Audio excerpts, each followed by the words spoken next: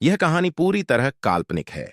इसमें दिखाए गए सभी पात्र, स्थान और घटनाएं लेखक की कल्पना पर आधारित हैं। किसी जीवित या मृत व्यक्ति, संस्था, धर्म या समुदाय से इसका कोई संबंध मात्र संयोग हो सकता है। इस वीडियो का उद्देश्य केवल मनोरंजन है। कृपया इसे वास्तविकता न समझें।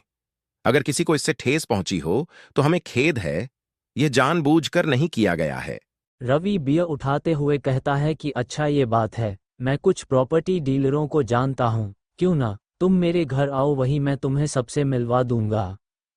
विवेक थोड़ा अपनी आंख सिकोड़ते हुए कहता है कि तुम मेरे और मेरे काम के बारे में चिंता मत करो।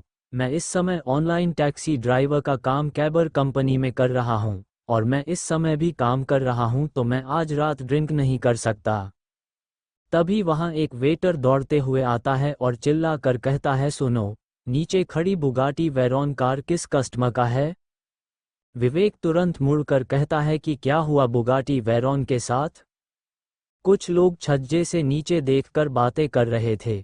एक बोला, क्या बात है यार, ये तो सच में Bugatti Veyron sport car park है। दूसरा कहता है कि ऐसा लगता है कि ये 80 करोड़ से ऊपर की कार है, सुपर रिच लोग ही इस तरह की महंगी कार को खरीद सकते हैं।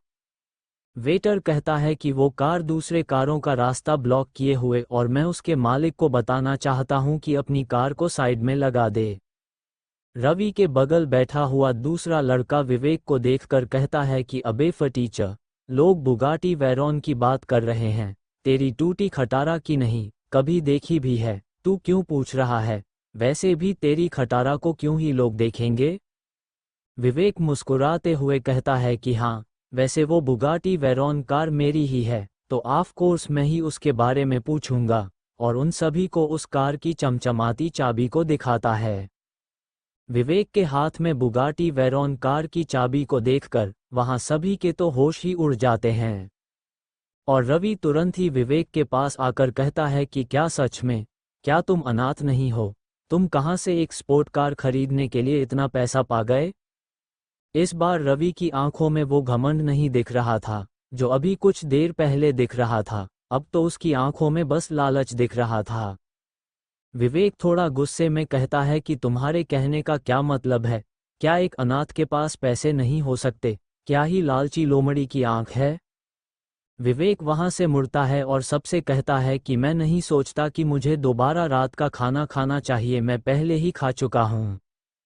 और वह फिर श्वेता की तरफ मुड़ता है और कहता है कि श्वेता, क्या तुम मेरे साथ चलोगी? मैं तुम्हें तुम्हारे घर तक छोड़ दूंगा। अब भला कोई एक लग्जरी स्पोर्ट कार का मजा क्यों नहीं लेना चाहेगा? श्वेता तुरंत ही उसके साथ जाने के लिए मान जाती है, और वह सभी से कहती है कि माफ कीजिएगा सभी, मैं अब चलती हूँ। दोनों जाने लगते हैं, तभी पीछे से एक आवाज आती है, जरा रुको। विवेक रुक जाता है, तभी रवि उसके पास तेजी से आता है और उसके हाथों को पकड़ लेता है, और एक झूठी हंसी हंसते हुए कहता है कि बड़े भाई यार, इतना जल्दी मत करो। ये बस हम जैसे छोटे लोगों का देखने का नजरिया है, प्लीज मेरे साथ आकर बैठ जाओ। मैं पहले तुम्हारे बारे में गलत था, मुझे माफ कर दो। विवेक उससे अपने हाथ छुड़ाते हुए कहता है कि ऐसा मत करो, अब तो तुम डायरेक्टर बनने जा रहे हो, मुझे इससे कोई फर्क नहीं पड़ता और तुम लोग मुझसे दूर रहो। विवेक वहां से श्वेता को लेकर बाहर चला जाता है और रवि उन्हें जाते देखता और पछताता रह जाता है। तभी एक लड़की पीछे से कहती है कि कैसे लोग हैं ये, अभी कुछ देर पहले ही उसकी इंसल्ट कर रहे थे और अब उसके सामने रिक्वेस्ट कर रहे हैं। ऐसे लोगों के साथ तो ऐसा ही होना चाहिए। रवि यह सुनकर सोचने लगता है कि कहाँ जाकर वो अपना मुंह छुपाए। विवेक और श्वेता कार में बैठ जाते हैं। विवेक कार का एक्सीलेटर दबाता है जिससे कार आवाज करने लगती है, और ऊपर के सभी लोग दोनों को नीचे देखने लगते हैं। विवेक वहां से 80 की स्पीड में कार भगाता है। कार उस रात में सड़क पर काफी तेज चल रही थी और श्वेता इन सब का मजा ले रही थी। कुछ देर बाद वो अपना सिर हिला रही थी, मानो कि कुछ समझने की कोशिश कर रही हो, लेकिन उसे समझ नहीं आ रहा था। और फिर वो अंत में विवेक से पूछ ही पड़ती है कि विवेक, मैं तुम्हारे साथ काफी लंबे समय से काम कर रही थी, लेकिन मैं जानती नहीं थी कि तुम इतने अमीर हो। विवेक कहता है कि हाँ, वो अच्छा, इसमें कोई बड़ी बात नहीं है। अक्सर मैं दूसरे लोगों की तरह अपने अमीर होने का दिखावा नहीं करता, जब तक कि जरूरत ना हो। और विवेक हंसने लगता है। तभी वहां नीना आ जाती है और कहती है कि मास्टर, आप तो बहुत लंबी लंबी फेंक रहे हैं। और आप अभी कुछ देर पहले ही कार को होटल से तेजी से भगाया ताकि लोग देखें। नीना की बातें सुनकर विवेक उसे चुप करा देता है। श्वेता कहती है कि क्या तुम्हारे ऑनलाइन टैक्सी ड्राइवर वाली बात सच है, जो कि तुमने कहा था? विवेक हंसते हुए कहता है कि हाँ, ये सच है। मैं किसी को मूर्ख नहीं बना रहा था। और फिर फोन दिखाते हुए कहता है कि श्वेता, मुझे सपोर्ट दिखाने के लिए क्या तुम ऑर्डर करना चाहोगी? श्वेता कहती है कि ठीक है, जब तुम कह ही रहे हो तो मैं कैसे सपोर्ट करने से पीछे रह सकती हूँ। तभी विवेक के सिस्टम से मैसेज आता है कि पैसेंजर ने ऑर्डर तो कर दिया है, लेकिन उनकी ब्यूटी रेटिंग 88 पॉइंट है, मिशन के लिए 90 पॉइंट की जरूरत होगी।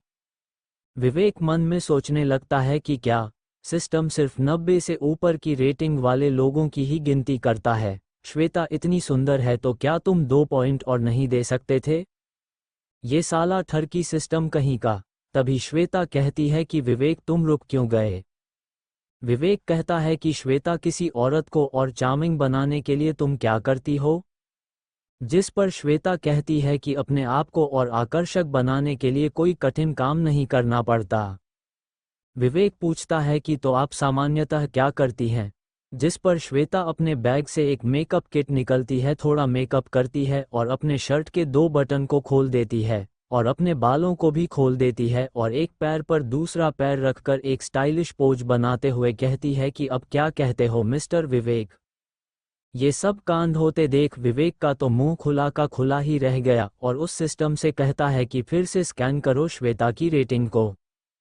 सिस्टम से आवाज आती है, स्कैन पूरा हुआ, पैसेंजर की रेटिंग 90 पॉइंट, जो कि मिशन की आवश्यकताओं को पूरा करती है। इसके लिए आपका काम 15% और पूरा हुआ और आपको दिल्ली एनसीआर के प्लेटिनम एरिया में विला दिया गया है। आप उनके सेल्स मैनेजर से मिलकर ये ले लीजिए। विवेक खुशी से बोल पड़ता है कि क्या बात है। इधर विवेक को ये सब हरकतें करते देख श्वेता को तो कुछ समझ नहीं आ रहा था। विवेक श्वेता के घर के सामने आ जाता है और कार रोक देता है। श्वेता कहती है कि विवेक, क्या तुम बात करने के लिए मेरे साथ घर में चलोगे? आज मेरे पति बिजनेस के लिए कहीं गए हैं। विवेक को तो कुछ समझ नहीं आया कि वो क्या कहना चाहती है, लेकिन वो कहता है कि दरअसल आज मुझे थोड़ा काम है, क्यों ना तुम अपने पति का इंतजार करो, हम अगली बार बात करेंगे। श्वेता कार से उतर जाती है और उसे गुड बाय करती है और मन में सोचती है कि यह कुछ समझ नहीं पाया कि मैं क्या कहना चाह रही थी। विवेक अगली सुबह प्लेटिनम एरिया के सेल्स डिपार्टमेंट में आ जाता है। विवेक, यहाँ पर क्या कर रहे हो? ये बोलने वाली कोई और नहीं, यही लड़की थी। इसका नाम जोया है, जो कि पहले विवेक के साथ ही एड डिपार्टमेंट में काम किया करती थी, लेकिन इसने बहुत पहले ही वह जॉब छोड़कर यहाँ काम करने लगी थी। विवेक हंसते हुए कहता है कि मैं यहाँ तुम्हारे मैनेजर से मिलने आया हूँ और कुछ रियल एस्टेट के कागजात लेने आया हूँ। जोया विवेक को पकड़कर बाहर ले जाते हुए कहती है कि विवेक, तुम यहाँ से चले जाओ। यहाँ एक सेट ही 20 करोड़ से ऊपर के होते हैं, कौन सा सेट तुम अफोर्ड कर सकते हो? तभी एक लड़की की आवाज आती है, तुम क्या कर रही हो?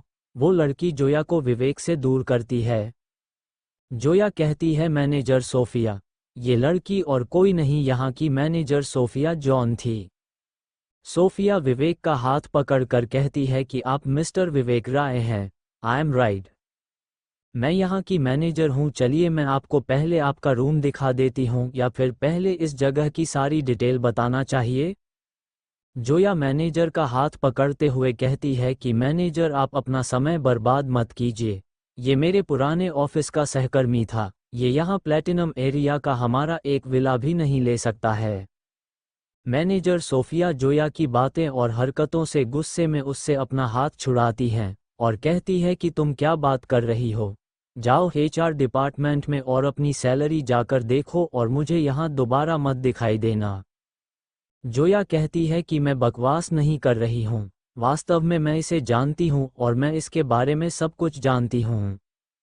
मैनेजर कहती है कि पागल इडियट, तुम कुछ नहीं जानती हो। मिस्टर विवेक ने प्लैटिनम एरिया के 9 विलो को खरीदा है और तुम कह रही हो कि ये तुम्हारे साथ काम किया करते थे। सुन लिया, क्या तुम अब संतुष्ट हो? जाओ और अपना रिजाइनिंग लेटर लेकर निकल जाओ यहाँ से। मैनेजर सोफिया विवेक के सामने अपना सिर झुकाते हुए कहती है, माफ़ कीजिएगा मिस्टर विवेक, ये एम्प्लॉय कुछ ज़्यादा ही तनाव में है, इसके वजह से इसका मेंटल हेल्थ खराब हो गया है, तभी ये बहकी बहकी बात कर रही है। ये आपके लिए एक बुरा अनुभव रहा है, इसके लिए मैं तहे दिल से आपसे माफ़ी मांगना चाहती हूँ। विवेक कहता है कि अरे कोई बात नहीं, आप क्यों माफ़ी मांग रही है, इसमें आपकी कोई गलती नहीं है, इसे भूल जाइए, ऐसा समझिए ये कुछ हुआ ही नहीं था। वैसे मेरे घरों के कागजात मुझे मिल सकते हैं क्या? मैनेजर सोफिया मन में सोचती है कि ये यंग मैन तो बहुत अच्छा है, इसके अंदर दूसरे अमीरों की तरह घमंड नहीं है, और एक एम्प्लॉय को बुलाती है जो कुछ लिफाफे और कुछ चाबियां लेकर आता है। मैनेजर कहती है कि मिस्टर विवेक, ये रहे 9 विलो के कागजात और उनकी चाबियां, और किसी चीज़ की ज़रूरत हो तो हमें कह सकते हैं। विवेक उन सभी कागजातों और चाबियों को लेकर कार में बैठ जाता है और वहां से चला जाता है। तभी उसके फ़ोन पर मैसेज आता है। ये मैसेज श्वेता ने किया था, उसने उसमें लिखा था कि मैंने सुना कि मिस्टर रवि और उनके साथी दोनों को एचआर डिपार्टमेंट ने निकाल दिया है। विवेक ये पढ़कर सोचता है कि ये नहीं हो सकता, मैंने तो उन्हें छोड़ दिया था, फिर भी वे दोनों निकाले गए, ये तो बहुत तेज हुआ यार। विवेक शालिनी को मैसेज करता है कि क्या तुमने मिस्टर रवि और उनके साथी को निकाला है? शालिनी मैसेज करती है कि ये न्यूज़ तो बहुत तेजी से फैल गई है। हाँ, मैंने ही उन दोनों को निकाला है। जब मैं उन दोनों से तुम्हारे निकाले जाने का कारण पूछा तो उनके पास कोई बढ़िया जवाब नहीं था, इसलिए उन्हें निकाल दिया। विवेक मैसेज करता है कि अब आगे का क्या प्लान है, एड डिपार्टमेंट के डायरेक्टर के बारे में? शालिनी मैसेज करती है कि ये मैं तुम्हारे ऊपर छोड़ती हूँ। विवेक मैसेज करता है कि नहीं, मैं नहीं, मैं अपने ड्राइवर के काम से बहुत खुश हूँ, मेरे हिसाब से तुम्हें नकुल शास्त्री को डायरेक्ट बना देना चाहिए। शालिनी मैसेज करती है कि ठीक है, वैसे मेरी कार अभी तक ठीक होकर नहीं आई है, क्या तुम यहाँ आकर मुझे ऑफिस तक छोड़ दोगे? विवेक मैसेज करता है कि बिल्कुल मिस, ये टैक्सी ड्राइवर आपकी खिदमत में हाजिर है। तभी नीना विवेक के पास आकर रहती है कि मास्टर सिस्टम का नया टास्क आ गया है, अगर आप 5 स्टार रेटिंग पाते हैं तो आपको 2 लाख स्किल पॉइंट और आपका काम 25% और पूरा हो जाएगा। विवेक शालिनी के पास पहुंच जाता है और उसे कार में बैठा लेता है। शालिनी से कहता है कि 5 स्टार रिव्यू देना मत भूलना। शालिनी कहती है कि क्या तुम 5 स्टार रिव्यू चाहते हो? विवेक कहता है कि हाँ बिल्कुल चाहता हूँ। शालिनी कहती है कि ऐसा क्या, ठीक है, क्यों ना मैं ऐसा करूं, 9 दंड बैठक के बदले में तुम्हें 5 स्टार रिव्यू दे दूं, ठीक रहेगा ना? विवेक शालिनी के एकदम पास चला जाता है, जिसके कारण शालिनी की धड़कनें बढ़ जाती है और कहती है कि ये तुम क्या कर रहे हो? विवेक कहता है कि मुझे 5 स्टार रिव्यू नहीं चाहिए, मुझे वो 9 दंड बैठक ही चाहिए, एक भी मिस नहीं होना चाहिए, उसके आगे ये 5 स्टार रिव्यू क्या है? विवेक ये सब शालिनी को सीट बेल्ट लगाते हुए कह रहा था। शालिनी के गाल लाल हो जाते हैं और कहती है कि ठरकी कहीं के। विवेक शालिनी की बात सुनकर मुस्कुराने लगता है। विवेक शालिनी को उसके ऑफिस के बाहर छोड़ देता है। तभी वहां श्वेता आ जाती है और कहती है, मिस शालिनी। विवेक उसे देखकर शालिनी चौंक जाती है। विवेक श्वेता को हाई करते हुए कहता है कि मैं तो बस एक टैक्सी ड्राइवर हूँ, मैं तो मिस शालिनी को यहाँ छोड़ने आया था। श्वेता मन में सोचने लगती है कि ये दोनों इतना घबरा क्यों रहे हैं, यहाँ तो कोई दिक्कत नहीं है। तभी श्वेता के दिमाग की बत्ती जलती है और सोचती है कि इसमें कोई शक नहीं कि वे दोनों, रवि और उसका साथी, क्यों यहाँ से निकाले गए और मुझे बता भी नहीं रहे थे। अच्छा, तो विवेक प्रेसिडेंट, जनरल मैनेजर के साथ है, ऐसा लगता है कि यहाँ मेरे लिए कोई चांस नहीं है। श्वेता को सोचते देख शालिनी कहती है कि काम का समय हो गया है, चलो हम दोनों साथ चलते हैं। श्वेता कहती है कि हाँ मिस शालिनी। दोनों चले जाते हैं। तभी विवेक का फ़ोन डिंग करता है। विवेक फ़ोन देखता है, उसमें उसे 5 स्टार रिव्यू मिला था और वो कहता है कि ये लड़की बोलने में तीखी है लेकिन अच्छी है। विवेक के फ़ोन पर एक ऑर्डर आता है। बसंत हाउस पर आने के लिए विवेक उसे गूगल मैप पर चेक करता है। बसंत हाउस चलो ज़्यादा दूर नहीं है, ठीक है मैं यह ऑर्डर ले लेता हूँ। वो ऑर्डर ले लेता है। तभी उसे ऑर्डर करने वाला कॉल कर देता है। विवेक कॉल उठाता है तो उसमें से एक लड़की की आवाज़ आती है, हेलो, क्या आप टैक्सी ड्राइवर हो? आपकी उम्र कितनी है, क्या मैं जान सकती हूँ? विवेक कहता है मैं अभी 25 का हुआ हूँ। वो लड़की कहती है क्या आप मेरी एक मदद करेंगे, प्लीज़ मेरे बॉयफ्रेंड होने का नाटक कर दीजिए, इसके बदले 5 स्टार रिव्यू आपको दूंगी, ये कैसा रहेगा? विवेक कुछ देर सोचता है फिर कहता है ठीक है, डील पक्की। विवेक बसंत हाउस पर पहुंच जाता है, जो कि एक बड़ी बिल्डिंग थी। विवेक अंदर बिल्डिंग में जाता है। लड़की ने उसे जो रूम नंबर बताया था, वो जाकर उसे नॉक करता है। वो लड़की दरवाज़ा खोलती है। विवेक कहता है कि मैं आ गया। वो लड़की विवेक के चेहरे को देखकर सोचने लगती है कि ये टैक्सी ड्राइवर तो बहुत हैंडसम है, ये तो मेरे साथ काम करने वाले लड़कों से तो बहुत अच्छा है। इस लड़की का नाम मुस्कान अग्रवाल है, जो कि एक एंकर है जो यूट्यूब और दूसरे मीडिया चैनलों पर लाइव स्ट्रीम करती है। मुस्कान विवेक का हाथ पकड़ते हुए अंदर लाती है। वहाँ एक अधेड़ उम्र की महिला उसे देखकर कहती है कि क्या तुम मुस्कान के बॉयफ्रेंड हो? विवेक कहता है हाँ, नमस्ते आंटी जी, मेरा नाम विवेक राय है। तभी एक अधेड़ उम्र का आदमी हंसते हुए कहता है कि बेटा, तुम तो बहुत अच्छे दिखते हो, जब मैं भी जवान हुआ करता था तो मैं भी बिल्कुल तुम्हारी तरह ही दिखता था। वैसे बेटा तुम काम क्या करते हो? ये दोनों और कोई नहीं मुस्कान की माता पिता थे। विवेक उन्हें मुस्कुराते हुए बताता है कि मैं टैक्सी ड्राइवर का काम करता हूँ। ये सुनकर मुस्कान के माता पिता चौंक जाते हैं और कहते हैं कि टैक्सी ड्राइवर? मुस्कान विवेक को पीछे करते हुए कहती है कि मम्मी और पापा दरअसल इस समय टैक्सी ड्राइवर का काम खोलना भी काफ़ी प्रॉफिटेबल है, इसने ये बिजनेस स्टार्ट करने के लिए काफ़ी पैसे इकट्ठे कर लिए हैं।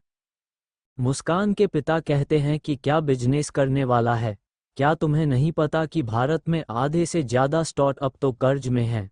बिजनेस करना इतना आसान नहीं है, मैंने तो सोचा था कि तुम कोई स्टेबल सरकारी नौकरी वाले हो।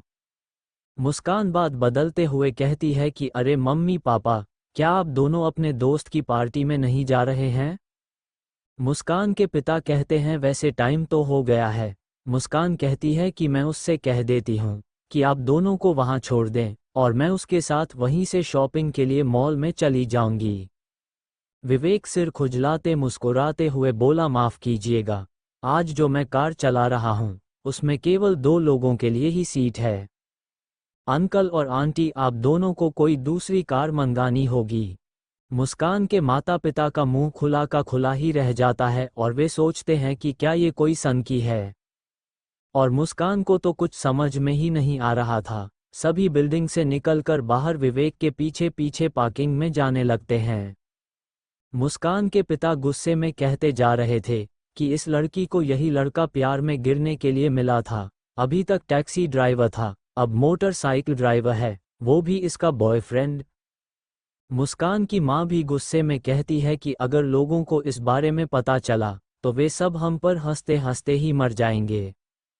इन दोनों के गुस्से वाली टोन में बातें करते देख मुस्कान बेचारी के तो डर और घबराहट से पसीने छूट रहे थे और वो इन सब से एकदम पीछे चल रही थी। विवेक आगे आगे चला जा रहा था, इन लोगों की बातें तो सुन ही नहीं रहा था। जब पार्किंग में पहुंच जाता है तो अपनी चाबी निकालता है और उसका बटन प्रेस करता है तो वहां खड़ी चमचमाती ब्लैक बुगाटी वेरॉन कार का दरवाजा खुल जाता है और विवेक उसमें जाकर बैठ जाता है। ये सब देख कर के तो तीनों के तीनों का मुंह तो खुला का खुला ही रह जाता है और वे सब उस कार को देखते ही रह जाते हैं। उसके पिता कहते हैं कि ये तो बहुत महंगी कार है। मुस्कान भी खुशी से उछलते हुए कहती है कि क्या ये तुम्हारी कार है? विवेक सीट बेल्ट लगाते हुए कहता है कि हाँ बिल्कुल ये मेरी ही कार है और आओ यहाँ बैठो। मुस्कान के माता पिता उसे धक्का देकर कहते हैं हाँ हाँ जल्दी जाओ, तुम्हें विवेक को इतना इंतजार नहीं करवाना चाहिए, हम लोग दूसरी कार से चले जाएंगे, तुम जाओ और अच्छे से शॉपिंग करना। मुस्कान कहती है ठीक है और कार में बैठ जाती है। विवेक मुस्कान से पूछता है, और बताइए मिस, कौन से मॉल में तुम जाना चाहती हो? मुस्कान कहती है कि DLF मॉल में। ये कार तो ऑसम है। आज से पहले मैं कभी इतने महंगे कार में नहीं बैठी। मुस्कान विवेक की तरफ एक क्यूट सा चेहरा बनाकर कहती है कि मैं एक छोटा सा रिक्वेस्ट करना चाहती हूँ, क्या आप मानोगे? मैं एक महिला एंकर हूँ। क्या मैं तुम्हारे कार में कुछ देर के लिए लाइव स्ट्रीम कर सकती हूँ? विवेक भी मुस्कुराता हुआ कहता है कि कर सकती हो, लेकिन उसके बदले तुम्हें मुझे 5 स्टार रिव्यू देना होगा।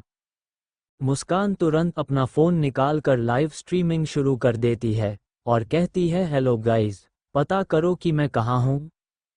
कमेंट आना शुरू हो जाते हैं, अरे तुम तो एक स्पोर्ट कार में हो। मुस्कान फ़ोन के कैमरे से कार का बाहरी लुक भी दिखने लगती है और भी कमेंट आना शुरू हो जाता है, अरे यार, ये तो बुगाटी वेरॉन 100 करोड़ वाली स्पोर्ट कार है। उनमें से एक कमेंट आता है कि मुस्कान, जरूर तुमने एक हैंडसम ड्राइवर और ये कार रेंट पर लिया होगा ताकि तुम अपनी पॉपुलैरिटी बढ़ा सको। वैसे तुमने कितना पैसा खर्च किया, या फिर इसके लिए तुमने अपने आप को ही बेच डाला? मुस्कान ये कमेंट पढ़कर तुरंत रिप्लाई देती है कि बेवकूफ़ों जैसी बात मत करो, मैं उसे तरह की लड़की नहीं हूँ जो ये सब करती हो। ये श्रीमान हैं जो कि टैक्सी ड्राइवर का काम करते हैं और ये उन्हीं की कार है। मुस्कान मन में सोचती है कि अगर ये ऐसा आदमी होता तो मैं यहाँ इसके साथ आती ही नहीं, लेकिन ये वैसे नहीं है। वे दोनों उसके स्थान तक पहुँच जाते हैं जहाँ के लिए मुस्कान ने ऑर्डर किया था। वो वहीं उतर जाती है और जाते हुए उसे फ़ोन दिखाते हुए कहती है, मैंने 5 स्टार रिव्यू दे दिया है। शुक्रिया हैंडसम मैन, आशा करती हूँ कि अगली बार फिर मिलेंगे। तभी विवेक के पास नीना आ जाती है जो उसके ऊपर ही बैठ जाती है और खुश होकर कहती है, बधाई हो मास्टर, आपने एक और 5 स्टार रिव्यू का टास्क पूरा किया है। इसके लिए 2 लाख पॉइंट और रिवॉर्ड के रूप में कबीर इंटरनेशनल रेसिंग ट्रैक और मास्टर ड्राइविंग स्किल दिया जाता है। विवेक कहता है कि कबीर रेसिंग ट्रैक और मास्टर ड्राइविंग स्किल बहुत बढ़िया। विवेक बाहर मुस्कान को देखते हुए कहता है कि 1 मिनट रुको, क्या तुम ऐसे किसी को यहाँ जानती हो? मुझे अपना फ़ोन बदलना था। मुस्कान कहती है कि हाँ जानती हूँ, मैं तुम्हें वहाँ ले जा सकती हूँ। मुस्कान विवेक को दिल्ली के एक बड़े आईफोन की दुकान के सामने ले आती है और दोनों अंदर चले जाते हैं। मुस्कान अपना लाइव स्ट्रीम जारी रखी हुई थी। विवेक मुस्कान से कहता है कि मुझे मैक्सिमम मेमोरी वाला फ़ोन चुनने में मदद करो। मुस्कान थोड़ा घबराते हुए कहती है कि विवेक, क्या तुम सच में यहाँ फ़ोन देखना चाहते हो? ऑनलाइन इससे कई गुना सस्ती मिल जाएगी। विवेक मुस्कान के गालों को टच करते हुए कहता है कि अरे हाँ, मैं सच में यहीं से फ़ोन लेना चाहता हूँ। ऑनलाइन लेने की कोई ज़रूरत नहीं है, मैं यहीं से लूँगा। विवेक के मुस्कान के गालों को छूने से मुस्कान के गालों और कानों दोनों का ही रंग लाल हो जाते हैं और वो शर्माते हुए कहती है, ठीक है। मन में सोचने लगती है कि ये अचानक से मुझे इतनी गर्मी क्यों लग रही है, मेरी दिल की धड़कन इतनी तेज क्यों हो गई। अरे नहीं, शायद आज तक मुझे किसी लड़के ने इस तरह से टच नहीं किया है, इसलिए। वहाँ उन दोनों के पास एक आदमी एक बॉक्स लिए आता है और कहता है कि हेलो सर, क्या आप दूसरा फ़ोन कवर लेना पसंद करेंगे? आपको ये खरीदने के लिए 10,000 रु से ज़्यादा की ज़रूरत होगी। इसे लगाने के बाद अगर आपका फ़ोन गिर जाता है तो भी उस पर एक भी स्क्रैच नहीं आएगा। विवेक अजीब सा चेहरा बनाते हुए बोला, मुझे फ़ोन पर कवर लगाना बिल्कुल भी पसंद नहीं है, इससे मुझे अजीब सा महसूस होता है। वो सेल्समैन कहता है कि आप सही कह रहे हैं, क्या आप ये फेवरेट डिज़ाइन नहीं लेना चाहते हैं? सेल्समैन कई रंग बिरंगे फ़ोन कवर दिखाते हुए कह रहा था। सेल्समैन की ये चिपकू वाली हरकतों से गुस्सा होकर विवेक कहता है कि मैंने कब कहा कि मैं फ़ोन कवर चाहता हूँ? मेरा इरादा इतना है कि मैं कुछ और फ़ोन खरीदना चाहता हूँ ताकि अगर मेरा कोई फ़ोन टूट जाए तो मैं उसे नए वाले से बदल सकूँ, समझे? कुछ की नहीं, मुझे सभी कलरों के 5-5 फ़ोन पैक करके दे दो। ये सुनकर तो मुस्कान और उस सेल्समैन ने अपने मुंह पर हाथ रख लिया था। सेल्समैन कहता है कि सर, टोटल 20 फ़ोन होते हैं, क्या आप श्योर हैं? विवेक उसे हाथ दिखाते हुए बोला कि और हाँ, वो वाली पीसी भी उसके साथ पैक कर देना। मुस्कान विवेक के इस एटीट्यूड को देखकर कहती है कि क्या धमाल मचाया है यार, वाओ, मैं तो इसकी फ़ैन हो गई। और वो जैसे ही अपने लाइव स्ट्रीम को देखती हैं, उसके तो होश ही उड़ गए थे। वो कहती है कि अरे बाप रे, इतनी जल्दी 5 मिलियन से ज़्यादा की पॉपुलैरिटी, ये तो पहले से 5 गुना ज़्यादा है। और मन में सोचती है कि ये एकदम सच है कि पैसों का दिखावा करना लाइव स्ट्रीम में पॉपुलैरिटी बढ़ाने का सही तरीका है। मुस्कान की लाइव स्ट्रीम में भर भर के कमेंट और गिफ्ट आए जा रहे थे। विवेक सब सामान लेकर बाहर आने लगता है, तब मुस्कान कहती है कि विवेक, क्या तुम कुछ और नहीं खरीदना चाहते? जिस पर विवेक अपना फ़ोन निकलता है और कुछ सोचता है, फिर कहता है कि मैं एक घड़ी खरीदना चाहता हूँ। मुस्कान विवेक को बगल के एक वॉच सेंटर में लाती है, जहां वो अब भी लाइव स्ट्रीम कर रही थी। वॉच सेंटर में एक सेल्स गर्ल आती है और कहती है कि सिस्टर प्रिया, नए ग्राहक आ गए हैं, हमें जाना चाहिए।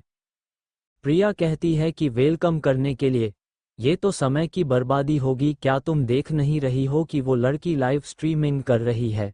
ऐसा लगता है कि ये लोग नकली पैसों का दिखावा करने की कोशिश कर रहे हैं। और उस लड़के को देखो जिसने ओरिजिनल ब्रांड की सस्ती कॉपी पहने हुए है, क्या लगता है ये कुछ ले भी पाएंगे? वो सेल्स गर्ल कहती है, लेकिन अगर वो लाइव स्ट्रीम कर रही है तो इससे हमारा ही फायदा होगा, हमारी सेल्स बढ़ेगी। प्रिया कहती है कि तुम सोच तो सही रही हो, लेकिन यहाँ सुपर रिच लोगों के अलावा सभी को इग्नोर करना चाहिए। ये एवरेज लाइव स्ट्रीम करने वालों की औकात से बाहर है, खरीदना। प्रिया की बातें सुनकर वो सेल्स गर्ल कहती है कि आप सही कह रही हैं। वाह सिस्टर, आप तो एकदम प्रोफेशनल है लोगों का पहचान करने में।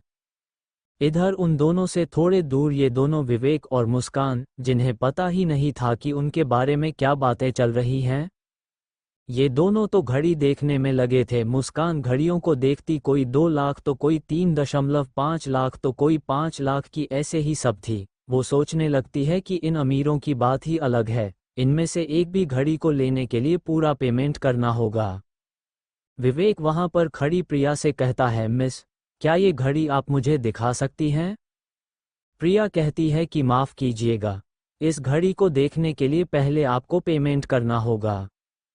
प्रिया की ऐसी बातें सुनकर मुस्कान सोचने लगती है कि ये कैसे, अरे लोग बिना देखे उसे कैसे खरीदेंगे। तभी वहां दरवाजे से एक अधेड़ उम्र का आदमी आता है जिसके बाल काले थे। उसने अपना बुढ़ापा छुपाने के लिए कलर किया था और उसके साथ एक यंग लगभग 24 या 25 साल की लड़की हाथ में हाथ डाले हुए थी, जो कि उस आदमी से हाइट में काफ़ी बड़ी थी।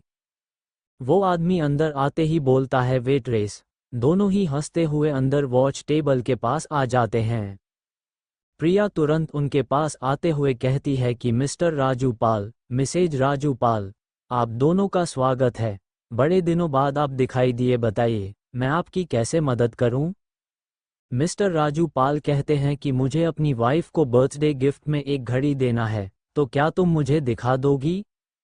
वो तुरंत जाती है और एक गोल्डन कलर की टाइटन घड़ी लाकर उन्हें दिखती है, जिसे देखकर मिस्टर राजू पाल की वाइफ यानी मिसेज राजू पाल तो खुशी के मारे उछल पड़ती है और कहती है कि वाओ, इस घड़ी को एक बार देखो, ये तो बहुत अच्छा है। क्या मैं सच में इसे बर्थडे गिफ्ट के रूप में ले रही हूँ? मुझे तो यकीन ही नहीं हो रहा है। मिस्टर राजू पाल भी हंसते हुए कहते हैं, हाँ हाँ मेरी जान, मैं इसे तुम्हें दूंगा, अब ले लो तुम। प्रिया भी हंसते हुए कहती है कि मिसेज राजू पाल, आपकी आंखें तो सच में काफ़ी अच्छी है। ये इस साल की नई मॉडल की घड़ी है, ये अभी ज़्यादा बाजार में आए भी नहीं है। मुस्कान और विवेक दोनों ही उस सेल्स गर्ल प्रिया की दोगलेपन को देख रहे थे और लाइव स्ट्रीम पर भर भर के कमेंट आ रहा था कि क्या ही घटिया लड़की है। कोई कह रहा था कि ये तो बहुत क्रीपी है। ऐसे ही एक और कमेंट आया कि सिस्टर और ब्रदर, आप दोनों को वहां से निकल जाना चाहिए। विवेक से उस सेल्स गर्ल प्रिया का दोगलापन नहीं देखा गया। वो गुस्से में जाकर बोला, तुम्हारा क्या मतलब है? हम सभी कस्टमर पर तुम्हें बराबर से ध्यान देना चाहिए, लेकिन तुम तो भेदभाव कर रही हो। प्रिया भी उसके तरफ एक रुखा सा चेहरा बनाकर कहती है कि माफ़ कीजिए, हम कस्टमर के लेवल के अनुसार ही उसे सेवा देते हैं, आशा करती हूँ कि आप समझ गए होंगे। विवेक घूरते हुए कहता है कि हाँ, तुम लोग किताब के कंटेंट से नहीं उसके कवर से जज करते हो, कुत्ते की आंख लोगों के नीचे ही होती है। मुस्कान अग्रवाल विवेक के पास आती है और मुस्कुराते हुए कहती है कि विवेक, ये लग्जरी वॉच स्टोर सही नहीं है, आप गुस्सा मत होइए। प्रिया उन दोनों को तिरछी नज़र से देखते हुए कहती है कि तुम दोनों घटिया एंकर, तुम दोनों के लिए यही अच्छा था कि मैंने अंदर आने दिया, नहीं तो तुम दोनों की औकात नहीं, जितनी जल्दी हो सके यहाँ से निकल जाओ। उधर ये तमाशा मिस्टर राजू पाल उनकी पत्नी भी देख रही थी। उसकी पत्नी कहती है कि है पता नहीं कहाँ कहाँ से मुंह उठाकर चले जाते हैं लोग हों। विवेक एकदम गुस्से से तमतमा जाता है। उसे गुस्से में देख मुस्कान अग्रवाल तुरंत उसका हाथ पकड़कर उसे बाहर लाती है और कहती है कि इस बारे में भूल जाए, चलिए हम चलते हैं, यहाँ से खरीदने की कोई ज़रूरत नहीं है, हम दोनों दूसरी स्टोर पर चलेंगे। मुस्कान अग्रवाल विवेक को बगल के ही दूसरे लग्जरी वॉच स्टोर में लाती है। दोनों अंदर जाते हैं तो वहां एक सेल्स गर्ल आती है जो उन दोनों का बड़े गर्मजोशी के साथ वेलकम करती है और कहती है कि नमस्ते सर और मैडम, यहाँ पर कुछ ऐसा है जिसमें मैं आपकी मदद कर सकती हूँ। विवेक मुस्कान अग्रवाल की तरफ देखते हुए कहता है कि मैं इस जगह के बारे में अच्छे से नहीं जानता और ना ही घड़ियों के मॉडल के बारे में जानता हूँ, क्यों ना तुम मुझे कोई घड़ी का मॉडल रिकमेंड करो।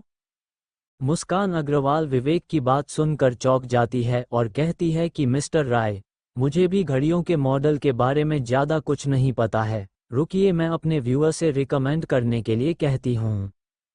फिर दोनों ही लाइव कमेंट को देखने लगते हैं। विवेक के मुस्कान अग्रवाल के इतना पास आने से मुस्कान अग्रवाल की धड़कनें फिर से तेज हो जाती है और उसके गाल भी लाल होने लगते हैं और वो सोचने लगती है कि विवेक उसे अपने बाहों में भरकर उसे किस किए जा रहा है। उसने तुरंत अपने आप को चींटी काटी और सिर हिलाते हुए सोचती है कि ये मैं क्या सोच रही हूँ। उसने एक लंबी सांस ली, अपने को शांत किया और लाइव स्ट्रीम को देखने लगी। उनमें कई लोग कई घड़ी और उनके मॉडल को बता रहे थे। तभी उनमें से एक ने एक फोटो भेजे जिसे देखकर सभी व्यूअर उसी घड़ी पाटेक फिलिप की सन मून 6 मॉडल को रिकमेंड करने लगे। विवेक धीरे से कुछ सोचते हुए बोला, पाटेक फिलिप सन मून 6 मॉडल अच्छा है। इधर वो सेल्स गर्ल जब विवेक के मुंह से उस घड़ी का नाम सुनती है तो उसके तो होश ही उड़ जाते हैं। वो मन में सोचती है कि क्या ये एंकर उस घड़ी के बारे में बात करने का साहस कर रहे हैं। विवेक उस लाइव को देखते हुए कुछ सोच रहा था, जिसे सोचते देख मुस्कान अग्रवाल कहती है कि मिस्टर राय, आप गुस्सा मत होइएगा, ये लोग ऐसे ही बात करते रहते हैं, चाहे जो कमेंट कर देते हैं, कहिए तो मैं लाइव स्ट्रीमिंग बंद कर दूं। विवेक कहता है कि अरे कोई नहीं, इसकी कोई ज़रूरत नहीं है, उसे ऐसे ही चलने दो। विवेक मुस्कुराते हुए उस सेल्स गर्ल से बोलता है कि क्या आप पाटेक फिलिप की सन मून 6 मॉडल दिखा सकती है। विवेक को वही डिमांड करते देख मुस्कान अग्रवाल को कुछ समझ नहीं आ रहा था। वो तो ये सोच रही थी कि ये घड़ी शायद लग्जरी ना होकर एवरेज ही हो, लेकिन इसका उल्टा वो घड़ी कुछ ज़्यादा ही लग्जरी निकली। विवेक की बातों को सुन वहां पूरे वॉच स्टोर में शांति छा जाती है और वहां के मैनेजर और स्टाफ मेंबर का मुंह खुला का खुला रह जाता है और वो सेल्स गर्ल चौंकते हुए कहती है कि क्या कहा आपने सर, आप पाटेक फिलिप की सन मून 6 मॉडल वॉच खरीदना चाहते हैं। विवेक उन्हें अपना सुप्रीम क्रेडिट कार्ड दिखाते हुए कहता है कि क्या ये संभव नहीं है। मैनेजर और सभी स्टाफ मेंबर विवेक के पीछे मधुमक्खी की तरह छा जाते हैं और कहते हैं कि अरे सर, बिल्कुल पॉसिबल है, हम दे सकते हैं। वॉच स्टोर का मैनेजर कहता है कि लेकिन सर, ये घड़ी यहाँ इस स्टोर में नहीं है और हमें इसे स्विट्जरलैंड से मंगाने की ज़रूरत है। जब ये घड़ी वहाँ से आएगी तो मैं खुद पर्सनली आपके घर तक डिलीवर करूँगा। पहले तो विवेक को कुछ समझ नहीं आया, लेकिन फिर कुछ समझ आया तो वो शांत हो गया। मुस्कान अग्रवाल उस मैनेजर से बोल पड़ती है कि आपका इतना बड़ा स्टोर है तो फिर वो आउट ऑफ स्टॉक कैसे हो गया। जिस पर वो मैनेजर मुस्कुराते हुए जवाब देता है कि मिस, दरअसल बात ये है कि इस दुनिया में इस मॉडल की घड़ी केवल 10 ही है और सभी स्विट्जरलैंड में ही है। जब कोई इसे ऑर्डर करता है तो वो वहाँ से उसे डिलीवर कर देते हैं, इसलिए ये घड़ी हमारे स्टोर में नहीं है। मुस्कान अग्रवाल मैनेजर की बातों को सुनकर कहती है, ओ अच्छा, मैं समझ गई। विवेक उन्हें 5 करोड़ का पेमेंट उसी वक्त कर देता है। उसे पेमेंट पूरा करते देख वहां सभी लोग और चौंक जाते हैं आमतौर पर लोग महंगी घड़ी खरीदते हैं तो केवल कुछ ही पैसे पे करते हैं और बाकी का घड़ी के मिलने के बाद करते हैं। मैनेजर विवेक को वीवीआईपी कार्ड देता है और कहता है कि दोबारा जरूर से आइएगा सर। बाहर बगल के वॉच स्टोरों को जब इस बार में पता चलता है तो वे सब भागते हुए वहां आने लगते हैं। एक सेल्स गर्ल कहती है, अरे तुमने सुना क्या, किसी ने 5 करोड़ रु की वॉच खरीदी है। उन भागने वाले लोगों में प्रिया भी थी। वो कहती है कि इस स्टोर में, हाँ तो जरूर वो पाटेक फिलिप की सन मून 6 मॉडल रही होगी, क्या सच में वही है? उनमें से एक सेल्समैन ने कहा, अरे चलो चलो देखें कि वो आदमी है कितना अमीर। सभी लोग बाहर स्टोर के खड़े होकर विवेक और मुस्कान अग्रवाल को देखने लगते हैं। एक लड़की कहती है कि वाओ, ये तो बहुत हैंडसम है और यंग है, काश ये मेरा बॉयफ्रेंड होता है। उसके बगल का लड़का उसके सिर पर मारते हुए कहता है कि दिन में सपने मत देखो। तभी प्रिया जब उन दोनों को देखती है तो उसका मुंह इतना बड़ा खुल गया था कि उसमें एक क्रिकेट की बाल आ सकती थी और कहती है कि क्या ये दोनों, ये नहीं हो सकता है। विवेक और मुस्कान अग्रवाल बाहर आ जाते हैं और मुस्कान अग्रवाल अभी भी लाइव स्ट्रीमिंग कर रही थी। प्रिया सभी को हटाते हुए उन दोनों के पास आती है और कहती है कि सर, हमारे पास भी हमारे स्टोर में बहुत सारे नए मॉडल की वॉच है, क्यों ना आप हमारे स्टोर में आए? विवेक उससे डरावना चेहरा बनाते हुए कहता है कि जरूरत नहीं है मेरे जैसे गरीब को आपके लेवल की सर्विस की। ये कहकर विवेक मुस्कान अग्रवाल को लेकर चला जाता है। प्रिया चिल्लाते ही रह जाती है कि सर मत जाइए, मैं गलत थी। प्रिया वहीं बैठ जाती है और रोते हुए ही अपने गालों पर थप्पड़ मारने लगती है और कहती है कि मैंने एक गलत इंसान से पंगा ले लिया, मैंने इतना बड़ा कमीशन गंवा दिया। इधर मुस्कान अग्रवाल के लाइव स्ट्रीम में कमेंट आता है कि ब्रदर ने तो बिल्कुल ठीक किया। मुस्कान अग्रवाल सबको धन्यवाद करते हुए लाइव स्ट्रीमिंग बंद कर देती है और विवेक के साथ उसके कार तक आ जाती है। विवेक उसे एक आईफोन पकड़ा देता है और कहता है कि मुझे माफ कर दो, तुमने मेरे साथ इतने देर तक शॉपिंग की, अपना कीमती समय दिया, उसके लिए धन्यवाद और इसे थैंक यू गिफ्ट समझकर रख लो। मुस्कान अग्रवाल उस आईफोन को ले लेती है और कहती है कि धन्यवाद इसके लिए, आज का दिन सच में मेरे लिए बड़ा दिन था। विवेक कहता है कि चलो मैं तुम्हें तुम्हारे घर तक छोड़ दूं, जिस पर मुस्कान अग्रवाल कहती है कि नहीं आप जाइए, मुझे अभी यहाँ थोड़ा काम है, गुड बाय। विवेक कहता है ठीक है, गुड बाय, और वहाँ से वो अपना कार लेकर निकल जाता है। और मुस्कान अग्रवाल मन में सोचती है कि इतना अच्छा आदमी कोई कैसे हो सकता है, अमीर और जेंटल, काश ये सच में मेरा बॉयफ्रेंड होता, मजा ही आ जाता। विवेक कबीर इंटरनेशनल रेसिंग ट्रैक पर आ जाता है और वो अंदर रिसेप्शन पर जाता है। रिसेप्शन पर खड़ी लड़की कहती है कि सर माफ कीजिए, आज ये लोगों के लिए बंद है क्योंकि पहले ही हमारे एक वीआईपी कस्टमर ने बुक कर लिया है। विवेक कहता है कि मैं यहाँ खेलने नहीं आया हूँ, मैं यहाँ तुम्हारे मैनेजर से मिलने आया हूँ, क्या तुम मेरी मदद कर सकती हो मैनेजर को बताने में कि मैं विवेक राय आया हूँ? वो लड़की कहती है कि ज़रा 1 मिनट रुकिए सर, मैं अभी उन्हें इन्फॉर्म करती हूँ।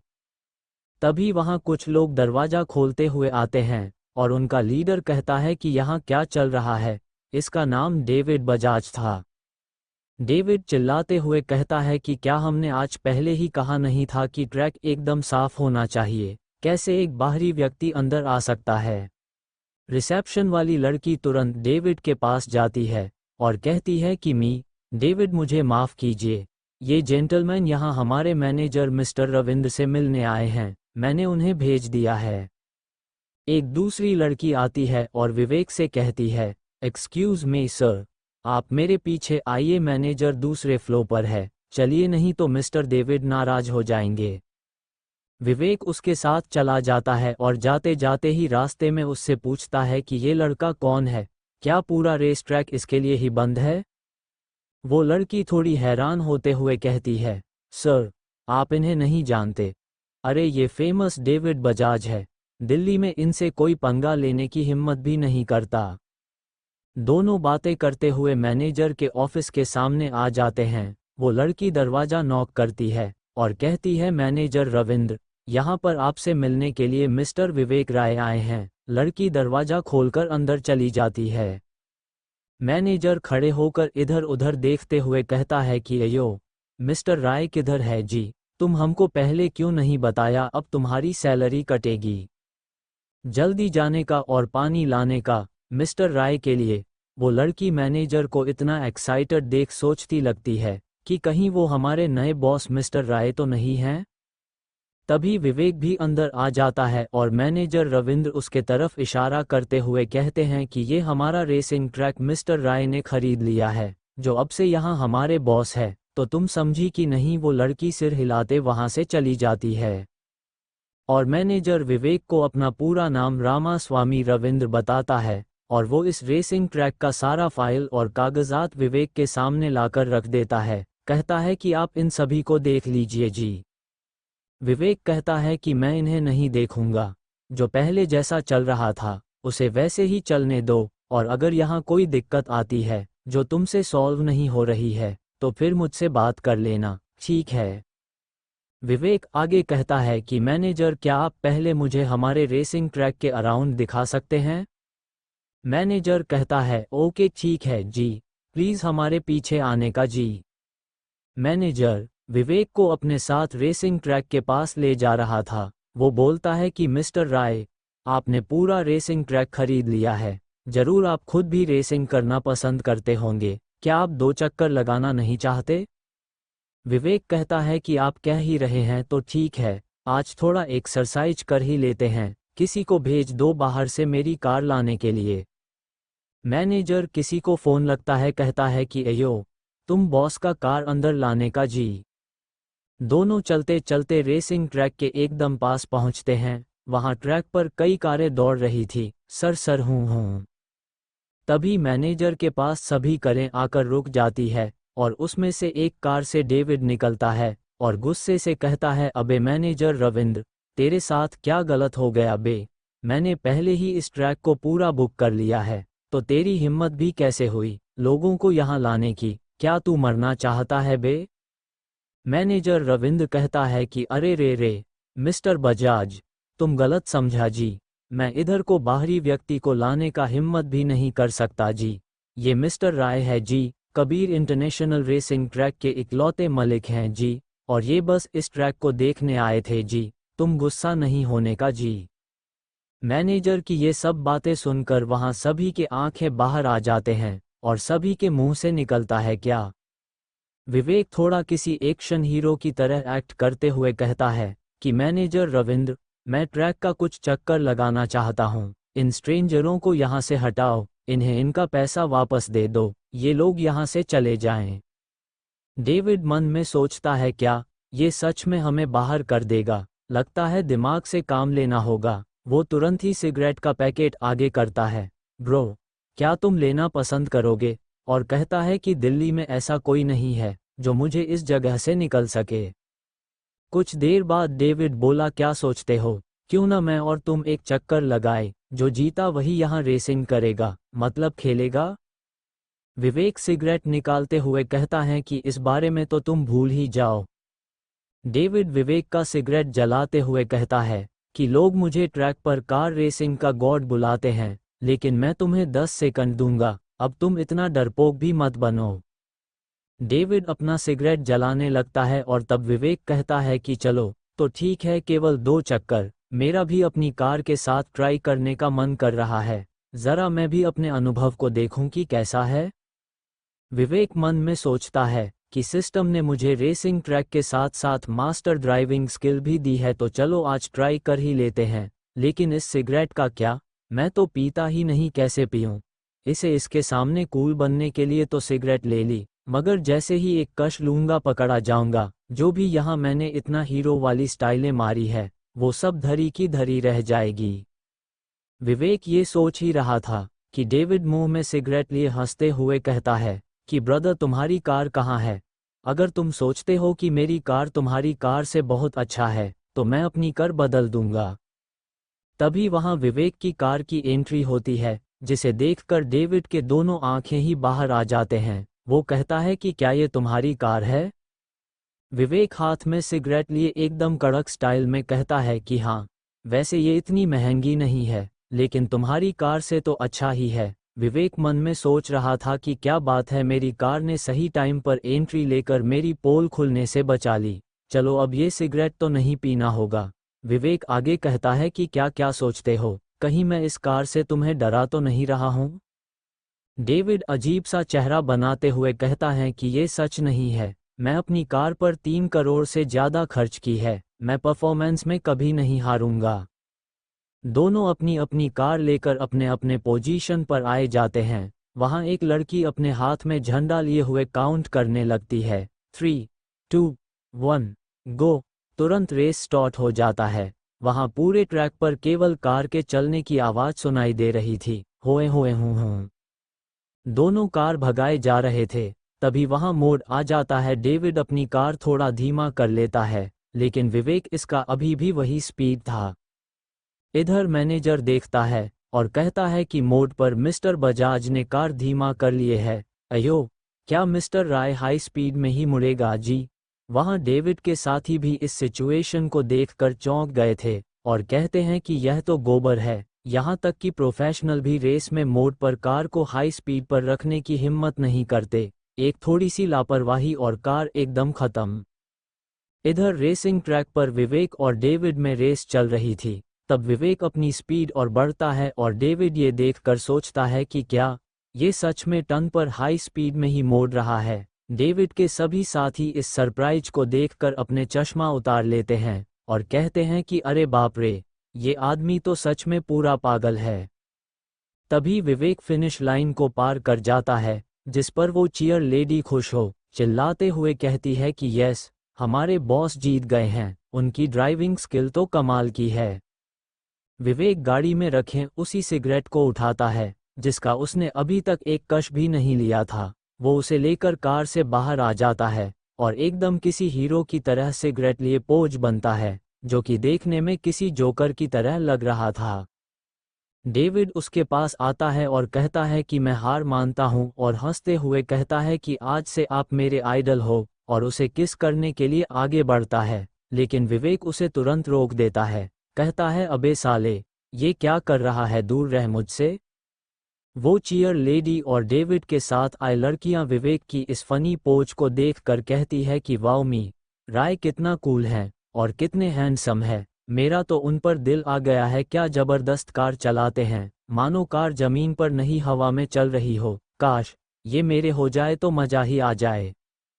विवेक कुछ लेकर परेशान था, इसलिए वो सिर खुजलाते हुए विवेक के पास जाकर बोला कि मिस्टर विवेक, मुझे एक बात समझ नहीं आई, आपकी कार मॉडिफाइड नहीं है, फिर भी ये मेरी कार से तेज कैसे है? विवेक उसकी तरफ मुड़ता है और मुस्कुरा कर कहता है, तुम अभी भी नहीं समझे, इसमें कार से कोई खास मतलब नहीं है, कार तो एक जरिया है, स्पीड तो चलाने वाले की स्किल और उसके ऊपर निर्भर करती है। तुम्हें अपनी कार के इंजन को शुरू में ही फुल पोटेंशियल पर ले लेना चाहिए, अब कुछ समझे। डेविड को अब भी कुछ समझ नहीं आया, लेकिन वो फिर भी हंसते हुए कहता है कि आप तो ऑसम है, आज तो मैं एक ड्राइविंग मास्टर से मिल गया, सच में आप तो एकदम कमाल के हो। क्या आप मुझे अपना व्हाट्सएप या इंस्टाग्राम पर ऐड कर सकते हैं, मैं आपको फॉलो करना चाहता हूँ। विवेक उसे अपना फ़ोन निकालकर उसे अपने व्हाट्सएप पर ऐड कर लेता है। डेविड भी खुश होकर कहता है कि भाई विवेक, अगर दिल्ली में कोई भी तुम्हें परेशान करें तो मुझे बस एक कॉल कर देना, मैं तुम्हारी मदद कर दूंगा, आज से हम दोनों दोस्त हैं, ठीक है? विवेक कहता है वैसे तुम्हारा आइडिया बुरा भी नहीं है, दोनों हाथ मिलाते हैं। तभी विवेक का फ़ोन डिंग करता है। विवेक फ़ोन चेक करता है तो उसमें शालिनी ने उसे कहीं ले जाने के लिए बुलाया था। विवेक अपने कार की तरफ जाने लगता है और मुड़कर कहता है कि मिस्टर रविंद्र, मेरे पास कुछ काम है तो मैं जा रहा हूँ, मैं फिर कभी यहाँ पेट्रोलिंग करने चला आऊँगा। और बगल में खड़े डेविड से कहता है कि डेविड, आज तुम यहाँ जी भर के रेसिंग कर सकते हो, आज ये तुम्हारे लिए फ्री है, अच्छा मैं अब चलता हूँ। इतना कहकर वो वापस मुड़ता है और अपनी कार का दरवाज़ा खोलता है और बैठ जाता है। विवेक के आज की रेसिंग फ्री वाली बात सुनकर डेविड खुश होकर कहता है कि क्या बात है, थैंक यू विवेक भाई, वैसे तुम किस प्रकार का काम करते हो जो इतनी जल्दी में हो? विवेक कुछ सोचता है और कहता है कि मैं कैबर कंपनी के साथ ऑनलाइन टैक्सी ड्राइवर का काम करता हूँ। मुझे एक ऑर्डर लेने जाना है, इसलिए थोड़ा जल्दी में हूँ। तुम लोग अपना रेसिंग का काम जारी रखो, मैं चला यहाँ से।